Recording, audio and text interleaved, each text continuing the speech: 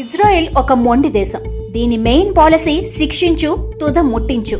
మనతో యుద్ధమని భావించడానికే భయపడాలి, మనపై దాడి చేయటానికే తడుచుకోవాలి. ఇది ఇజ్రాయెల్ బేసిక్ థియరీ. కేవలం దేశాలు, వాటి సైన్యాలు, ఇతరత్రా వ్యవస్థల మీద మాత్రమే కాదు, వ్యక్తుల మీద కూడా ఇజ్రాయెల్ కన్నేసిందంటే వారు నామరూపాలు లేకుండా పోతారు. కావాలి అంటే ఇదే యుద్ధంలో చూడండి, ఇరానీ అణు శాస్త్రవేత్తలను ఇజ్రాయెల్ ఏ విధంగా ముట్టబెట్టిందంటే టెహ్రాన్ లో కారు బాంబులు పెట్టి 6 అణు శాస్త్రవేత్తలను తుద ముట్టించేసింది. దీనికి కారణం ఏంటంటే గత కొంతకాలంగా ఇరాన్ ఇజ్రాయెల్ పై అణుదాడి చేస్తానని చెప్పటమే. కేవలం మాటలే కదా అన్న కోణంలో కొన్నాళ్ల పాటు ఏమరపాటుగా ఉంటూ వచ్చింది ఇజ్రాయెల్. ఈలోగా అణు నిర్వహణ సంస్థ ఒక ప్రకటన చేసింది. గత 20 ఏళ్లలో ఎన్నడూ లేని విధంగా ఇరాన్ అణు నియమాలను ఉల్లంఘించినట్టు తేల్చి చెప్పింది. దీనంతటికీ కారణం ఇరాన్ పెద్ద ఎత్తున యురేనియం శుద్ధి చేయటమే.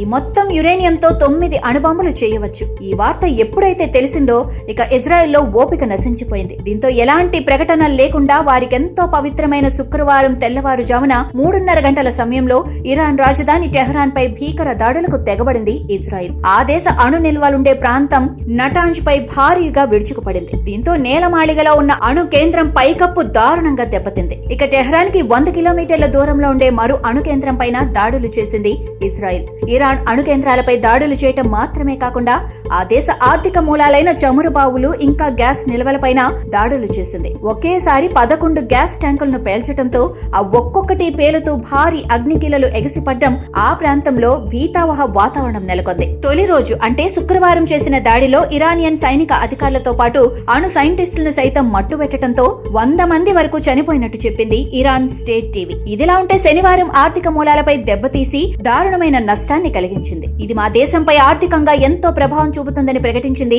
ఇరాన్ చమురు మంత్రిత్వ శాఖ. ఆదివారం ఒక అపార్ట్మెంట్ పైన ఇజ్రాయెల్ దాడి చేయడంతో 29 మంది చిన్నారులతో పాటు 60 మంది పౌరులు మరణించారు. ఇరాన్ సైతం ఇజ్రాయెల్ పై క్షిపణి దాడులు చేసింది. మే 4న ఆ దేశ రక్షణ మంత్రి తమ దగ్గర 1200 కిలోమీటర్ల రేంజ్ అత్యాధునిక మిసైల్ ఉందని, అది ఇజ్రాయెల్ పై వాడబోతున్నామని ప్రకటించినట్టే వాటిని వాడింది. హజ్ కాసిం బాలిస్టిక్ క్షిపణి ప్రయోగం చేసింది. ఇరాన్ చేసిన దాడుల్లో ఇజ్రాయెల్లోనూ మరణాలు సంభవించాయి. అయితే ఈ దాడుల వెనుక అమెరికా పాత్ర ఉన్నట్లు అనుమానిస్తోంది ఇరాన్. కారణం, గత కొంతకాలంగా ఇరాన్ అమెరికా మధ్య అణు ఒప్పంద చర్చలు జరుగుతున్నాయి. ఇవి ఎంతకీ తేలటం లేదు. దీంతో అమెరికా ఇజ్రాయెల్ చేత ఈ దాడులు చేయిస్తున్నట్లుగా అనుమానిస్తోంది ఇరాన్. అన్నట్టుగానే ట్రంప్ కూడా మాతో అణు ఒప్పందం ఇకనైనా చేసుకోవాల్సిందిగా అల్టిమేటం జారీ చేస్తున్నారు. ఇప్పుడు చేసుకోకుంటే ఇరాన్ సామ్రాజ్యంలో ఏది మిగలదని హెచ్చరిస్తున్నారు. అయితే దీన్ని ఇరాన్ విదేశాంగ శాఖ ఖండిస్తోంది.